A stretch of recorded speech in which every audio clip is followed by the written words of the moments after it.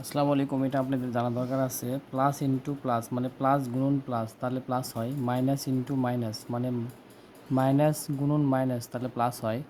Plus গুণন minus তাহলে minus হয়। মাইনাস গুণন প্লাস মাইনাস হয়। বিষয়টা বুঝেন। প্লাস ভাগ প্লাস প্লাস হয়।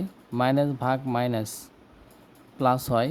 প্লাস ভাগ মাইনাস মাইনাস হয়। মাইনাস ভাগ প্লাস মাইনাস হয়। এটা আমাদের গুরুত্বপূর্ণ জিনিস জানা দরকার। যেমন ধরেন এখানে -11, যেমন ধরেন এখানে 11 ইন্টু -2 তাহলে 11 দোকানো 22, সরি এখানে মাইনাস হবে।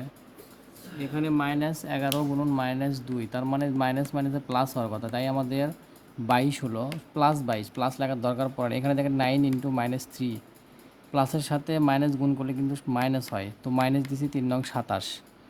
আবার এখানে -3 মানে মাইনাসের সাথে যদি প্লাস হয় তাহলে প্লাস মাইনাসে মাইনাস হয়, তাহলে 3 দোকানো 6। এইটা হলো উদাহরণ থেকে নিশ্চয়ই বুঝতে পারছেন। এটা সবারই জানা দরকার আছে।